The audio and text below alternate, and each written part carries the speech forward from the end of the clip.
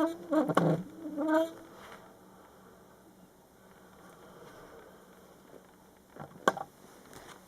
are my note cards.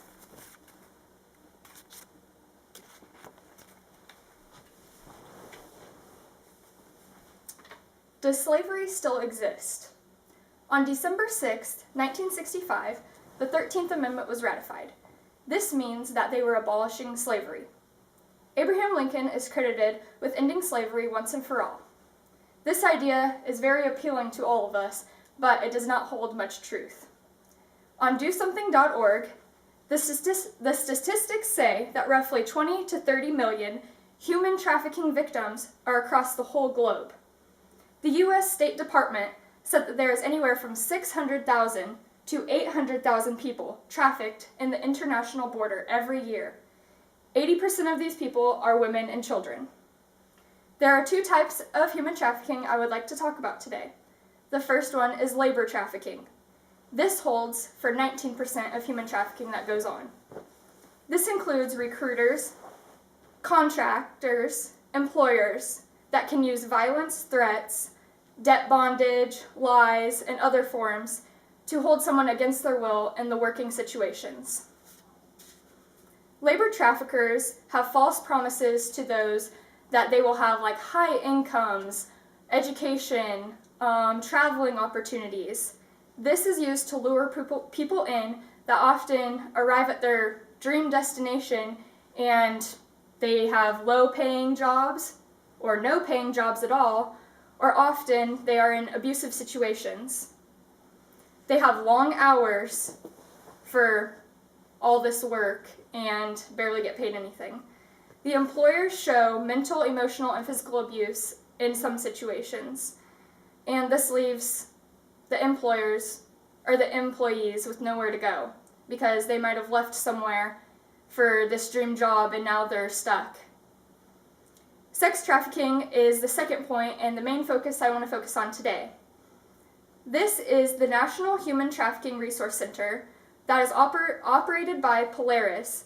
They have received 14,000 calls and reports of sex trafficking going on in the U.S. Victims can be men, women, boys, girls, children, and people of all different races. There are vulnerabilities that are easier for the sex traffickers to lure.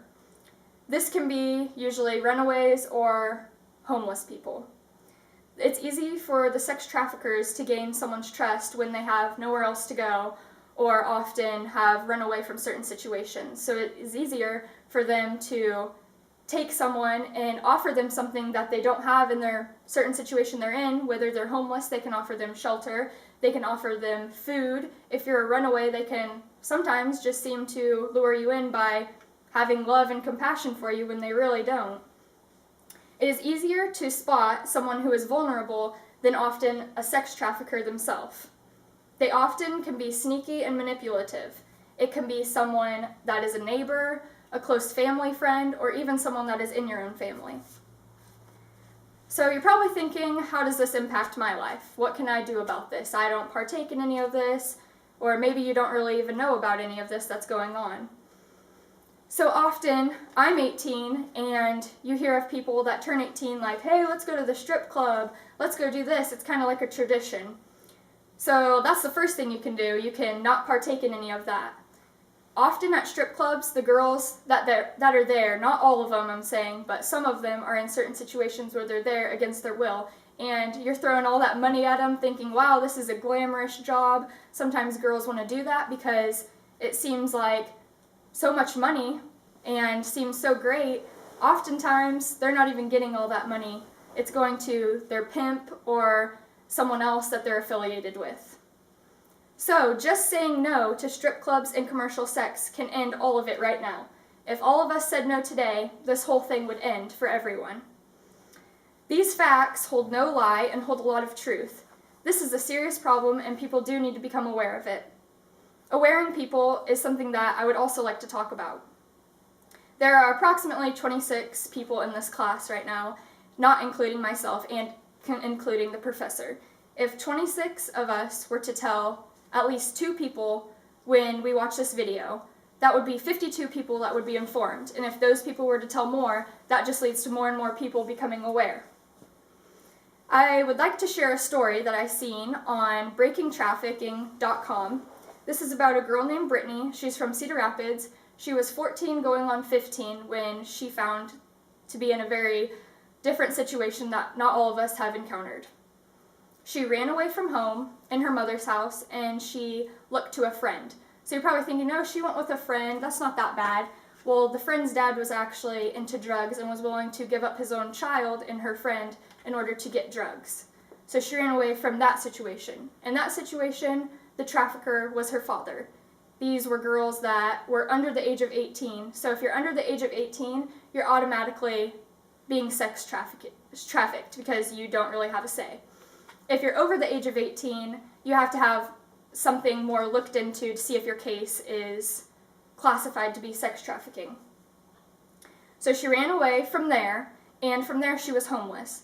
She went to a local Hy-Vee store in Cedar Rapids, and she was looking up and down the aisles. She had no money at all, and she was looking for food to steal. Then she encountered a man, and the man asked her what she was doing. Just by a couple questions asking her, was able to lure himself into her life. What is she doing? Does she have money to pay for the food that she was looking for? And by that, he offered her food, which she became vulnerable, automatically trusted him because she was getting something she didn't have, and he offered her a modeling job. How good does this sound to a girl that ran away, is looking for somewhere to go, and someone seems interested in her? So she thought, yeah, let's do this. So there was a van waiting for him outside. She got in the van and she was immediately taken to Chicago. In Chicago, she was taken to a hotel room. That was not a very good hotel, not in a very good place. There were guys with guns outside of the hotel, and she was in a room with 2 other girls. One of the other girls tried to run away from the situation. She didn't get very far before she was taken by a guy and beaten right in front of the 2 other girls, and they were told that if they were to do the same thing as her, they would get beaten too, and that was how the sex trafficker manipulated them to thinking that they had nowhere else to go. How Brittany got to be saved was a man came into her room. Whenever men would come into her room, she'd be asked to do the same things.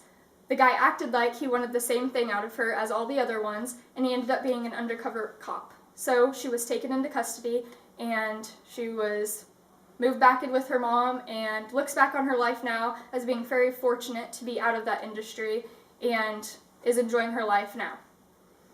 So what we can learn from this is to become aware and educated. How you can become more educated is going to breakingtraffic.org, and this is where you can watch the video that I watched. There's 2 other girls mentioned besides Brittany, and there's also other statistics on the website that you can see, and I believe that becoming more educated on this topic is a very good thing for everyone to do because it can happen to anyone, anywhere, not only people that are just vulnerable. It can happen to anyone that's alone or maybe seeking other things and wanting to do new things in life and they don't know what they're getting themselves into.